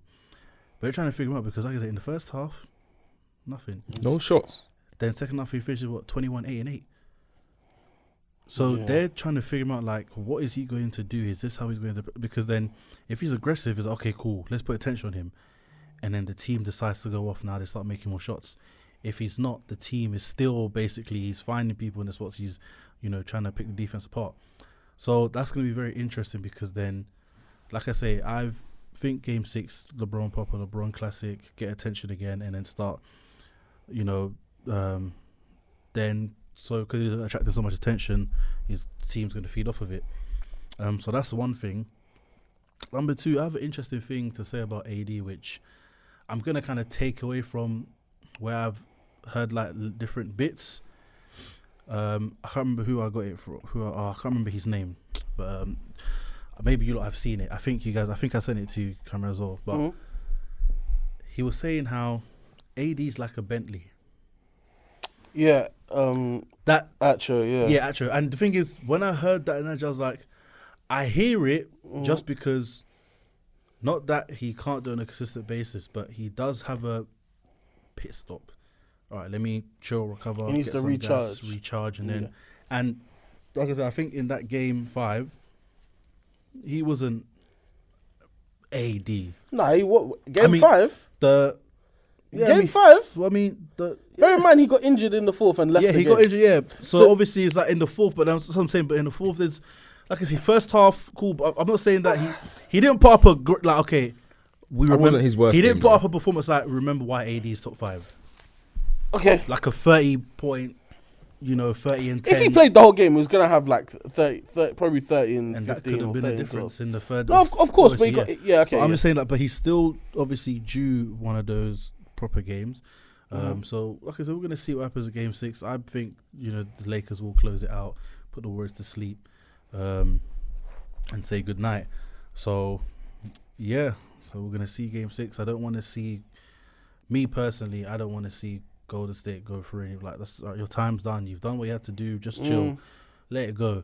And it'll be embarrassing for LeBron to blow a 3-1 lead against the team that he beat 3-1 lead. Like, you don't want that ammunition waiting for you. So yeah, I mean, he's averaging. Thanks, Cam. He's averaging who? AD 22.4 points, 13.4 rebounds, and 3.4 assists in this series against the Warriors. That's not bad, but obviously, like, yeah, could do better, especially as like you don't have JJJ in the flipping paint, who was a defensive player of the year. You don't have that. Not saying Looney's a punk, but bro, Looney's someone who he should dominate him. So I mean, he did average 20.8 points, 13.7 rebounds, and 4.3 blocks. I think Game 6 will be. This is it. It's got to be. You have to, innit? Yeah, I think because he had. I think it was game. Yeah, so game 1 he had 30 and 23, which was utterly dominant. Like that's the wow, kind of game that we need. 5 steals, 4 blocks. That's what I mean. 5 assists, 4 blocks. Yeah. Shot 57.9% from the field. Game 2 was absolutely horrible. 11.7 rebounds. I mean, come on. Game 3, 25, 13, and 4 blocks. Game 4, 23 points, 15 rebounds, 3 steals, no blocks in that game. But again, 62.4% from the field. And then yesterday, I mean, it wasn't his worst game. 23, it was in 32 minutes. So good game, 23 games, 23 points, 9 rebounds, and he shot. Obviously, he got his. He didn't get any blocks last night, but shot 55% from the field. So it wasn't the worst, but I think he needs to just dominate. Yeah. And then there was a final thing I had to say. It's just eluded me. Yes, LeBron. So LeBron is, like, I think I didn't say it last week, and I said about how LeBron's regressed a little bit, which I have to take back. LeBron is injured. I hope people understand this. Yeah, he's playing injured. Because when he came back, remember when he came back on his birthday, and in Atlanta he dropped, what was it, 45 or 48? I think it was 48 or 46. Do you know what I mean? It was near enough a 50-point game, and he was flawless, insane. We're not seeing that same LeBron because of that injury. And before the injury, you were seeing LeBron doing that. Remember, he went on about a 10-game streak where he was just moving absolutely insane. Where there was the rumblings of an MVP potentially. Do you know what I mean? And I'm not saying, because LeBron is clearly injured. Like, with the injury he had, he should not be standing here playing basketball. Anyone with his injury is out. The foot in it. Yeah, he's out. He's out for the season, bro. And LeBron is not only returned, he returned before the playoffs and is playing at a level where he's contributing massively on both ends of the court. That block he did on Steph in game 4, if I'm right. I mean, stuff like that sets the tone. Yeah. Even that chase down, I know he's got the picture where he was up in the stands. Stuff like that, everything he's doing is impacting the floor. So I would need people to understand that LeBron is hurt. AD needs to pattern up. That's all I'm going to end on, because this is your boy. LeBron really vouches for him. Like, he stands by, like, even when we were losing in the playoffs and he'll say things and people are talking smack about AD, he'll comment, because he did it for Russ a few times as well. He'll back his boys publicly. But AD needs to now back his boy. Because right now it's all, I'm a back you, but why are you not backing him? Yeah. Like, he's 38. You're playing Golden State with no interior defense and interior presence. Dominate. No, that's true. AD, boy, do what you gotta do. Or get punched up. So the All NBA team has come out. Yes, sir. And I'm gonna go through all of the teams. Do that. First team, SGA. Yeah. Well deserved. Luka Doncic, Joel Embiid, Jason Tatum, Giannis Antetokounmpo. Second team, Steph Curry, Donovan Mitchell, Jimmy Butler, Nikola Jokic, Jaylen Brown. Third team, Damian Lillard, De'Aaron Fox, LeBron James, Julius Randle, Domantas Sabonis. Can I go? You lead. Wait, let me get the phone out, because this rattled me too. So let me get the phone out. Because I'm so sorry. This don't make no sense whatsoever. How can I go? You can go. How the fuck did Jimmy Butler make NBA second team, averaging 23 points, 5 and 5? Someone tell me that, please. He was even All-Star. Bro, man wasn't an All-Star. Yeah. LeBron James is on the third team, averaging more points, more rebounds, more assists. Let's make it make sense. Under what circumstances is Jimmy Butler on the second team and LeBron James is not? It doesn't make sense to me. I can name another forward who you call spin move, who is essentially bagless, who still has a slight bigger bag than Jimmy in the regular season, in Pascal Siakam, and still had better numbers than Jimmy and did not make an All-NBA team. It's not making sense to me. No. So when we talk about the criteria for this, it's a regular season award. So there's no way you're telling me you saw Jimmy Butler play in 64 games, something like that, in the regular season, and said, That man with those numbers is All-NBA second team. But LeBron James, who played less games, but that clearly does not matter because he made an All-NBA team. Yeah, so the games go out the window as an argument already. Who averaged, LeBron had 29, averaged 29 this year? I think it was 29, 7, and 7. 29, yeah. So far better, not even close. Far better numbers than Jimmy. Yeah. Please get the numbers up. And it did not. Pretty sure it's 29.8. And then ended up not making an All-NBA team, the All-NBA second team. That's not making sense to me. There's no consistency in this list as well. There's other guys that I would say, like, I want to argue about Sabonis, but the only thing I can say is that there's not enough centers in the league to argue that. Do I round up or? Yeah, round both of them up. I round, so LeBron averaged 29 points, 8 rebounds, and 7 assists. Yeah, straight classic. That is the LeBron. That is the LeBron. Yeah. The numbers he's been averaging for his career, for his whole NBA career, he averaged this year. In season 20, Jimmy Butler averaged 23 points. I think 5 point. So let's say 20. Let's give him better. Let's give him 23, 6 and 6, which he didn't average, by the way. Yeah, you're telling me he averaged that less than LeBron in every category, and yet somehow made the NBA second team. There's no way they haven't factored in what just happened in the playoffs. They definitely did. Recency bias is definitely it's impossible, and I need someone who's not a biased person to come and argue this. Jimmy Butler averaged 23 points, 6 rebounds, and 5 assists. What's happening here? What's happening here, bro? You're not going to tell me it's about NBA record because LeBron's team finished 7th in the West. Jimmy's team finished 7th in the East. Yeah. So they both had the same standing. Yeah. So it's not about games won. It's not about games played. So someone needs to clear up to me how the media have come about this. I understand there's going to be changes next year. It's going to be a positionless voting. It needs to be. Which makes sense. And there's going to be a minimum of 66 games required. 65 games required. Which I'm okay with as well. If that was the case, neither of these two niggas would be even in the All-NBA team. That's fine with me. But you need to be consistent with the way you're doing this. Now. Can I mention? Go ahead, please. Can I mention, yeah? Yeah. So, Morant. Yeah, he's not eligible for a supermax extension yes. because it didn't make all NBA team. That's what happens when you run around with guns. I'm telling you that. The thing is, yeah. The thing is, yeah. No, but it's wholeheartedly true because there's. I don't know who you would argue to say. I would probably take off De'Aaron Fox to put in. He's the only one possibly. And De'Aaron Fox's numbers were nice this year, innit? Yeah, they were. So maybe Ja wasn't gonna make it anyway. But I'm saying that gun thing 100% hindered him as well.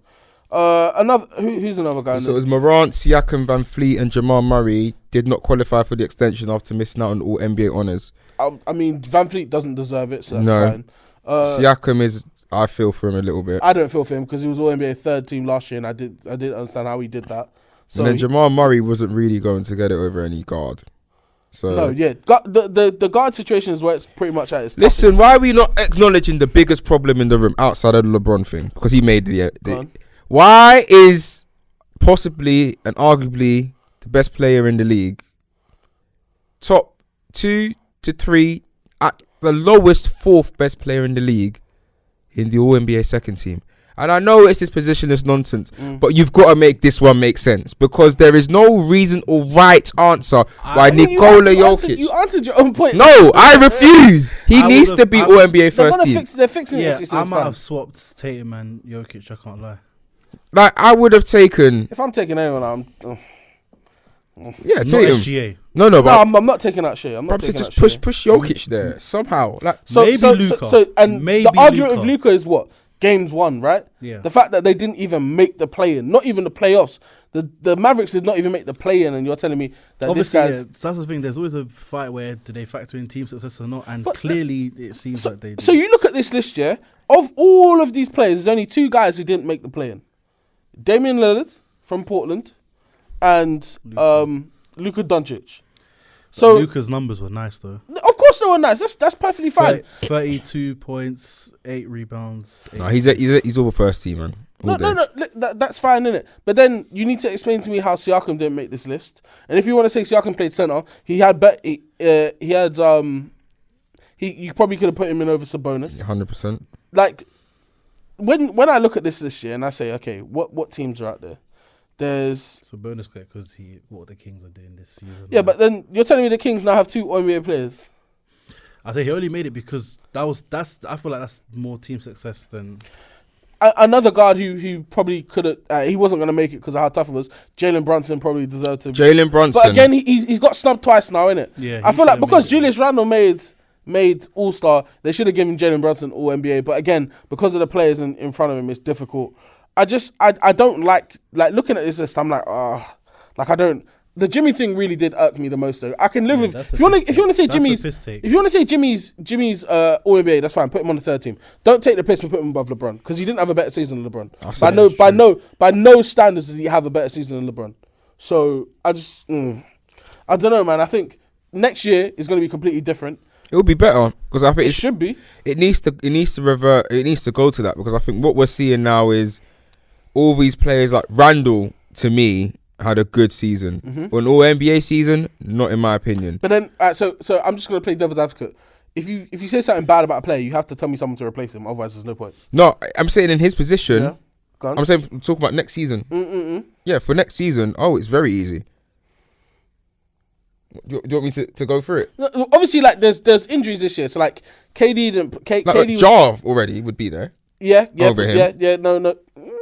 Jar would be over him. I'll be honest. Jalen Brunson will probably be over him as well. Jalen Brunson would be over him. Obviously, like Jar would be over him. Injury wise, and I think this is probably the worst part about it because of the amount of injuries that happened to certain players. Like Devin Booker was not on this list. Yeah, and I mean he would be there. I think you could argue Devin Booker could probably make it over De'Aaron Fox as well. But again, he would make it over Randall. And he did play. But even just for this year alone, he played better than De'Aaron. He just didn't play enough games, which is obviously a big factor to it. But like Devin Booker wasn't on this list. KD wasn't on this list because of the injuries games played. I'm not even going to bother saying Kawhi and Paul George because the regular season. You all know. Yeah, they're going to be hurt every year, so it's fine, whatever.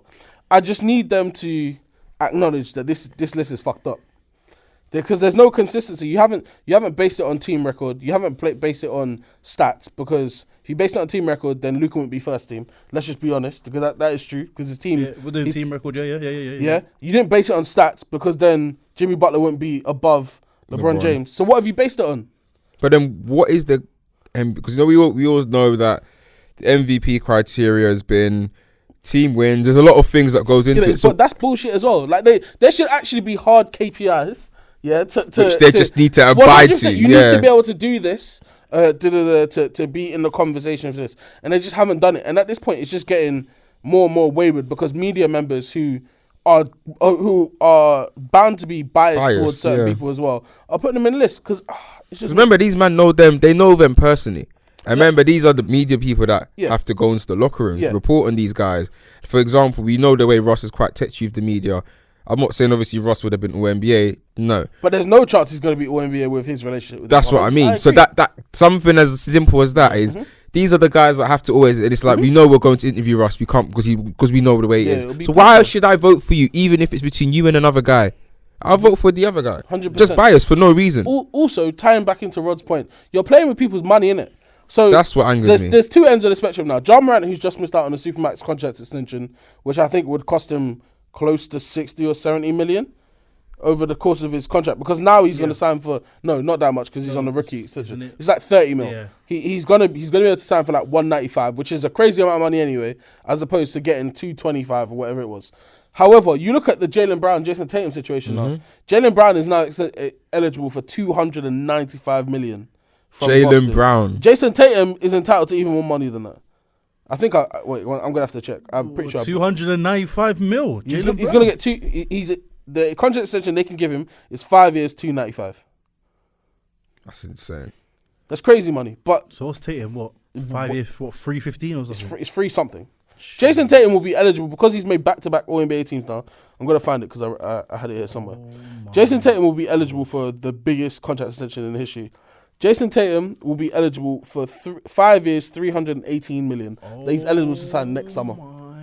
Who? Jason Tatum. Next year he can sign 5 years, 318. How do you think I said who? Because I'm what? That's NFL quarterback money. That's what I'm saying. Nuts. Even Jaylen Brown, 5 years, 295. That's insane. Big boy money. Like Boston are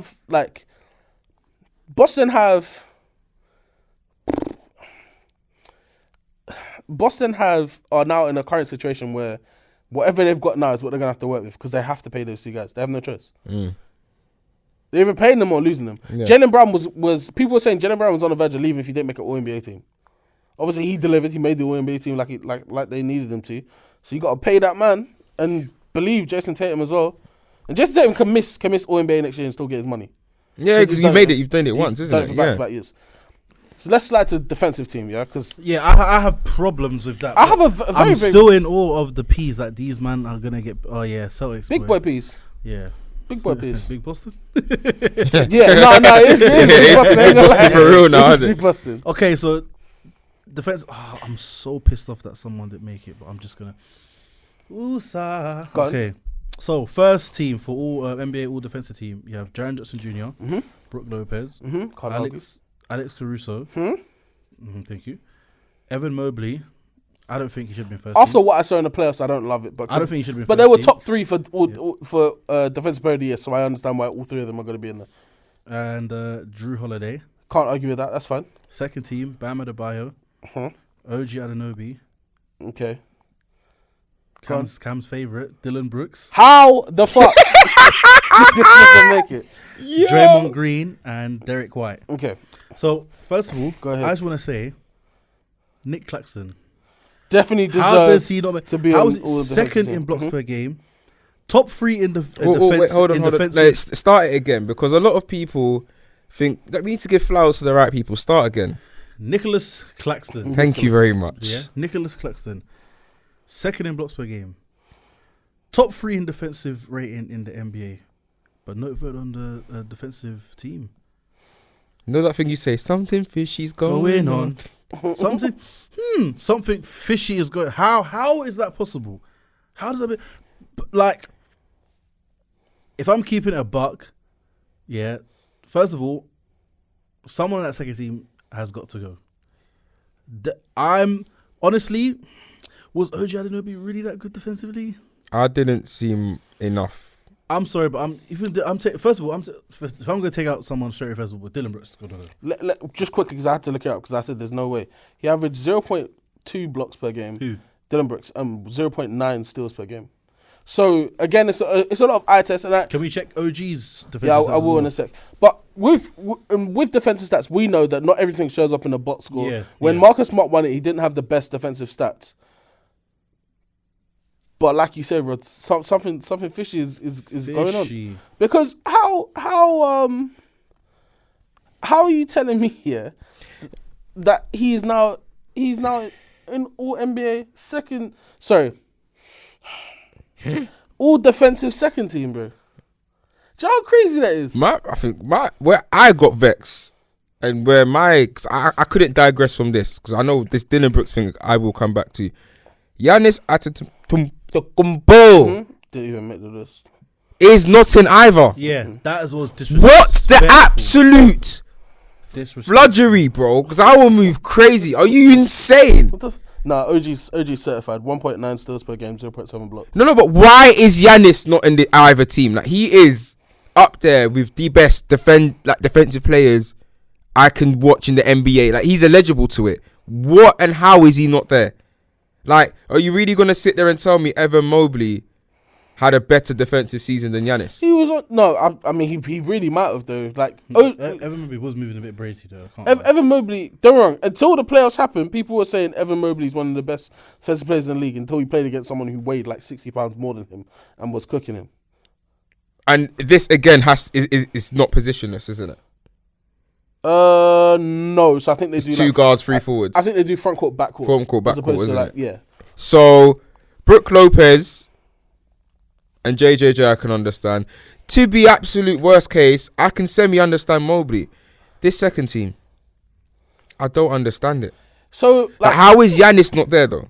Yeah, and I would take Giannis over Bam. I don't know if there's a I don't know if there's a requisite to have a center. That might be the case. But you can't tell me that Giannis isn't on that team. I don't know what position they're putting down Dylan Brooks as. Also, Marcus Smart isn't on this list. That's what I was just about to say as well. Gary Payton, and that might be games played that Gary Payton definitely games played. We spoke about this when Soji was on about there's a number of guards in this league that are good defenders, perimeter players that are defenders. Mikal Bridges isn't on this list as outstanding. Well. Who was top 3 in defensive player of the year votes last year. Mm-hmm. Is now not. So 2 players That will Who top was three. the third that was in Defensive Player of the Year conversation last year? Was it Bam? Was it Marcus Smart, Bam, and Marcus Smart. Mikael Bridges? Yeah, Marcus Smart, Bam, and Bridges. I think so. I But think- you're telling I me think- two out of the three, including the guy who won Defensive Player of the Year, is now not all defensive team. It's possible if they break their legs and don't move anymore. But it's just, to me, it's not likely. And I did not see such a drop off in Marcus Smart's defensive ability, whereby he's not on either team from winning. Like, if you're going to give him the Defensive Player of the Year last year, which you did, I have not seen such a fall off in his defensive the way he contributed on the defensive end to say that he is not in either team. Like, I'm very confused, very, very confused. It's the second team for me. The defensive player range this season, yeah, as well, yeah. Lopez had 109.4. Then Embiid, 108.8. I mean, that's another one. Then I've completely ignored that. Nick Claxton, 108.2. 108.2 what, sorry? Defensive rating, net rating. So it's just like, obviously Mobley and Allen both had 108.1, Giannis 107.7, but Nick Claxton that one rattled me. I remember at one point I thought Nick Claxton was going to win Defensive Player of the Year. He was literally on the verge of that, but I think what really happened is once Kaden Carey left, the media said, "All right, cool, we're going to head out and not look at you." But fam, that one was ridiculous. I can't lie. Marcus Smart stats on Dylan Brooks, you know. No, you know what? Marcus Smart even named had a me. claim to be all defensive. He had You know the 1.5 Pistons. steals. You know the Pistons want him. That's fine. No, we need someone. I feel like, and this is conspiracy cam now. Yeah, I've got my conspiracy cam. Because the only thing that makes sense to me is the media realized they fucked up by shitting on Dylan Brooks' value with that whole under no circumstances he's going back to Memphis. They said we need to get this guy something. Pause to get him back, keep him in the league. So they said let's give, because you look at the stats, they're not there. They're just not there. That less than a block a game, nowhere near close to a steal a game as well. Holding some heat as well, you know. Since that. For a lot, even like apparently all these moles in the camp saying this, like even Steve Kerr spoke about as well. Apparently there's someone informing Shams of this stuff. So yeah, and it's just like this guy's moving a bit mad. He's moving very mad, leaking stuff, not even leaking stuff, saying things that may not be that aren't true, whether it's true or not. He's a reporter. That's his job, isn't it? Yeah, They're but meant a to lot of fabricate these, stuff. Don't be mad at him. Be mad at the people leaking the information. That's what I mean. He's a reporter. Sometimes, apparently, sometimes it's just let me create something. But that's what they're meant to do. Because remember, you get paid to be relevant. But at It's least their job. exaggerate something instead of lying. It's their job, man. I ain't going mess. Like, they're literally the Yeah, message. but him, like, he's the only person. He tweeted that under no circumstances. No one else did. But it's what he was It was told. him first. But tweeting that one is can't lie. Somebody needs to get punched up too. But man. I'll be mad real. I mean, again, I think you said about KPIs for the All-NBA team. Yeah, man. I think things like this need to start getting clarified. And I think we're starting to get a bit more clarity with the, like, they did it with the...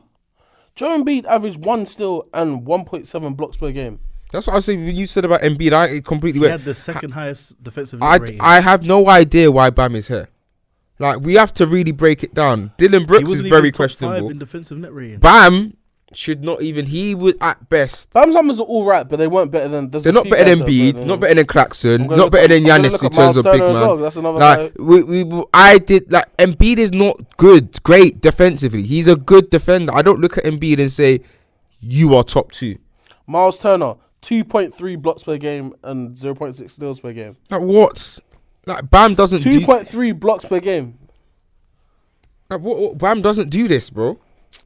Bam's not doing this. The NBA fucked up. So we need to see these KPIs outlined. They've started trying to do it with the games played and all of this, but some of these, you need to outline it because it's getting out of hand. And we understand that there is something about having the stats to back up a lot of this, and there are some plays that don't like you can't measure by stats. Like, you can't say someone's value by stats. There are guys who influence a lot of stuff as well.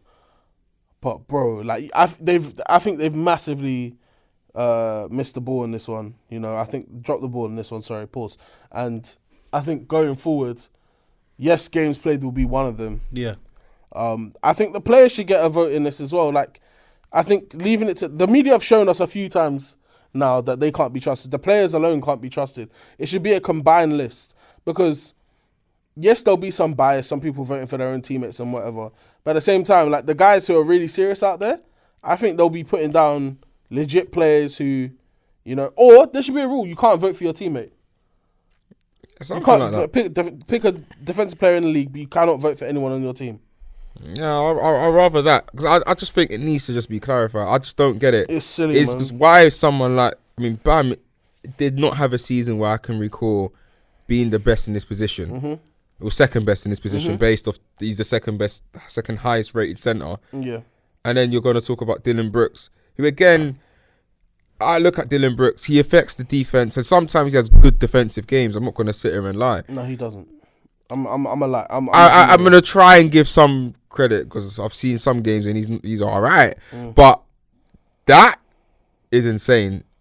Also, NBA second team is a bit wow, but I think we're at a stage now where these awards, it's hard to know. Like you said, is it just money that's being affected? Are you trying to help people's bags? Because it doesn't add up.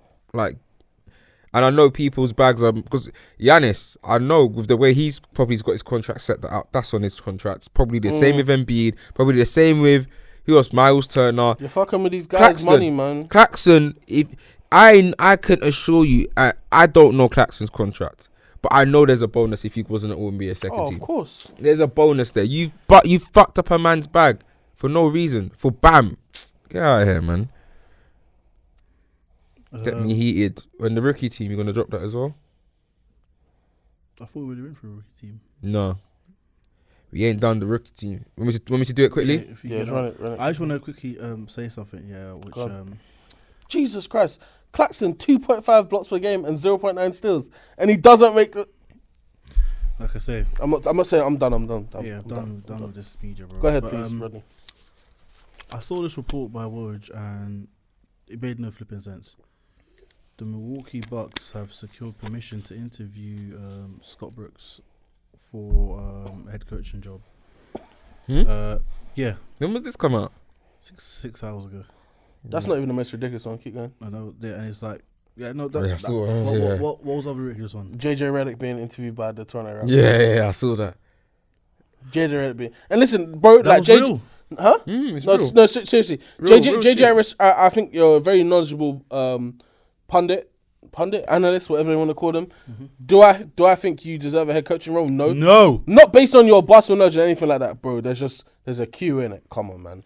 It will be like Steve Nash all over again. Don't flip and do this. Most like, Don't flip and do this. No, I think it's worse than Steve Way Nash though, worse, because bro. Steve Nash came out of really like he was an assistant for Golden State. He was around. He was around. I think he might have been a shooting coach for Golden State or something like that. And all of a sudden he's coming in now and he's the head coach of Brooklyn, like out of nowhere. Sorry, He's not even had a coaching job. No. I heard he was coaching his son's like AAU team for a little bit, and he couldn't commit to that because of the podcast and the ESPN. That says it all. Go ahead. Anyhow, I see JJ Redick is now head coach. I swear down, he needs to go on social media and apologize because there is racism. We talk about the 100%. privilege in that, There's but no, I don't even for him understand. to come and say, narrative. I understand what happened with Perk, cool. But if this happens, I swear, no, this can't happen. This can't happen. Well, you were saying about Scott Brooks. Yeah. He's a regular season record: 521 wins, 414 losses. He's a bag fumbler. He's a bag fumbler. And playoff record is 49 and 48. That's with 12 season. What is that? He went 49 and 48. That's what, like a 501 to 5499. Yeah, 505. So the reason why it disrupted me because it's like, okay, Milwaukee Bucks, the caliber that you lot are coming from, Literally. there's no way you can drop off in terms of coaches. Like Mike's gone, cool. You can't go lower than that. Like, bro, there's Sam Cassell, there's Mark Jackson, who probably were, there's Dwayne Casey. With all due respect. There's even Nick Nurse. Flipping out, Nick Nurse as well should be considered. I would honestly start by interviewing there. Yeah, because this is the man that whooped you guys 4 straight games in a row with a hobbled Kawhi. So I would be looking at Nick Nurse, maybe Dwayne Casey, because I think one of my friends actually said this as well, that it feels like with the Bucks, they said He thought that Dwayne Casey will run the Bucks like an army regiment, yeah, because it's like they need someone to pull them together. You know, they made a lot of moves of signings, but it feels like they didn't have like a team bond like that, like a proper team bond. So, I mean, is Dwayne Casey the man for it? I don't know, but I just know that there's a good long list of coaches before Scott Brooks. Yeah, fam. So, boy. The Bucks, I don't know. Whatever coach they bring in is going to be very, very, very important. Because if it's anyone lower than Mike Budenholzer, whatever, bro, I don't know. I just believe like the head coach search in the NBA is very, very difficult at times. Because obviously, when you've won a championship, I mean, we were in a position where we had to sack Frank Vogel, and then we got Darwin until he wins it. He gets you to the conference finals. He's gonna get Darwin, all right. Mm-hmm. But he's Darwin until then. He's shown his inabilities at times and his rotations has fixed up recently in this series. However, obviously, people might have looked at that at the time and said it was a step down. Scott Brooks, on the other hand, is a shambles. Like, what are you doing? Shambles. Like, I think, like, sometimes you could say, all right, like you correctly pointed out with Nick Nurse, different direction, different voice. Even if you went Dwayne Casey, I've seen you do things where I'm like, I get it. Scott Brooks, I'm a bit like, where are you going? Mm-hmm. Like, what were you going from here? Like, did you just sack Budenholzer for the sake of it? Because I know, we all said it on the pod, that Budenholzer won the chip. A lot of coaches would have won the chip with that team. And that the way they were playing, defensively and offensively, and the way everyone was contributing, especially them all being healthy, it worked. Yeah. Now they're in a position where they need to retool. There's questions about Chris Middleton. There's also questions about certain players on the roster that have come in, like Jay Crowder's, with Connaughton's roles. You've got Ingles off the bench. So many different people positioning. They've got a championship level squad. They need a coach to come in, like we saw last year with Joe Mazzulla and Ime Udoka, that can come in. I should have waited for him, boy. That could come in and kind of just lead the ship and let it go. And again, but obviously it's a bit not unfortunate. They're just in the position where they're 3-2 down at the minute. However, I'm talking about regular season. There was no real drop off from last season. You saw everything kind of continue. Scott Brooks doesn't excite me. Scott Brooks doesn't really show me that I can see that happening next season. Like, I can't look at the Bucks. I can't look at Giannis, and I can't look at that franchise and say, you'll win another chip because of this coach. That this coach in the clutch will deliver. We can't keep. I don't do that. Giving mediocrity opportunities. No, and I think we don't get that in real life. Like in real life, I do mediocre in my job. Oh, go on a company holiday and get everything you want, all expenses paid for not hitting targets, for being a mediocre guy. Big man, you have not hit target for 10 weeks. Why are you sitting with the big bosses in Spain having a tequila on the company? It doesn't happen. Hey, no, this is personal. It don't make sense. Like, you've sacked Budenholzer and you're Yeah, like, that's rattled because I didn't know about it. That's why it's my natural reaction. I feel That's like, rattled me. I feel like regardless of whoever they interview, they're not hiring anyone until Giannis gives it their okay. Because apparently Giannis and Darvin Ham had a really good relationship when he was the assistant in Milwaukee. And apparently that changed a lot of things when Darvin Ham left. So I feel like the next person that comes in, unless Giannis says it's calm, it's not running, man. Yeah, man. It's not. You see the TikTok thing. Are we doing it live or No. Cool. We're just making sure. All right, cool. Rookie team? Yeah, go through the rookie Quickly, team. please. Yeah, so very, very quickly, it was Paolo Banchero, Walker Kessler, Benedict Mathurin, Keegan Murray, and Jalen Williams. Happy? Any snubs? Shaden Sharp was the only one. But Nah, That's that's all not- rookie. that's not sure. There's There's two teams. Oh. The second team. apologies. 'Cause I First wanna know team. And second team, Jalen Duran. Yeah, I was waiting to hear his name. Yeah, Tari Eason, Jaden Ivey, Jabari Smith Jr. and Jeremy Sohan. Shout out. Shout out to the UK brothers. Get you me. know, Yeah. All NBA second team. Congratulations. I don't think there's any snubs. I think everyone who deserves to be on one of the two teams is on Made one it, of the yeah. two teams. Shaden Sharp. No, because I'll be honest. He Maybe didn't make it, right? Huh? No. Yeah. No, he's good, but I don't think. I seen him dunk on people. I ain't seen him like do nothing crazy outside of like showing his athleticism. Yes, like does that deserve to be on the team? I don't know, Like, plus, yeah, it's about minutes as well. Like, you look at all the 10 guys who are on these two teams. Like, they all either start or get big minutes. Look, Keegan Murray was in the flipping playoffs, playing big minutes in a game 7. Delivering. Exactly. Like, Shaden Sharp doesn't get minutes like that to even be in this kind of conversation. No shade to him, though. Like, he's a good player. It's just, obviously, when other guys are playing more than you, they have more opportunity to get more points and therefore be on teams like this. So, yeah, well-deserved. What's crazy is that OKC are most likely going to have another All-NBA, All-Rookie team player next year in Chet. Yep. When he comes Hands back. down, So I believe. add that to... So they have All-NBA first team, they have All-Rookie first team. Sky's the limit, OKC baby. got a bright future, man. Yeah, sky's the limit. Wrap it up, then. Yeah. Also, what's it? Quinn Ellis. He declared for the draft. There for the draft. I don't know. We hope you do well, Quinn. We hope you do well. I saw him play against, and there was a Hoop Fix exhibition game against Bronny James's team. Yeah. I went to the game. I saw him. He dominated. Like, he was the best player on the court, 100% best player on the court. 6'4" point guard. Like, he's relatively athletic. He's got a nice shooting stroke as well, and he plays at his own pace. Like, he's got a good tempo to it.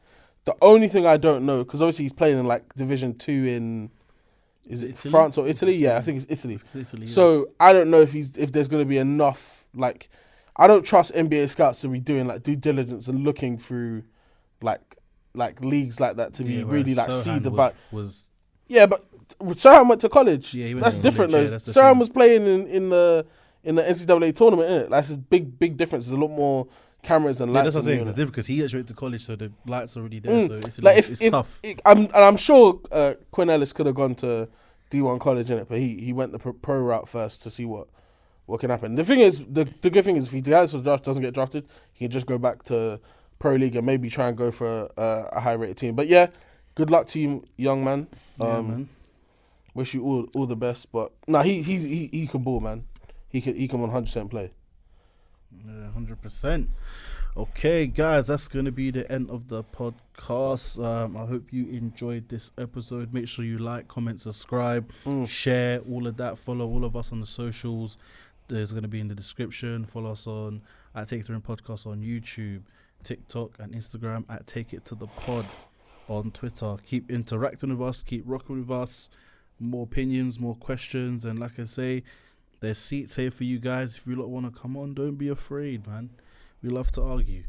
So, yeah. Hope you enjoyed this episode. And as Jules always says, to take us out. Over and out, baby. We out.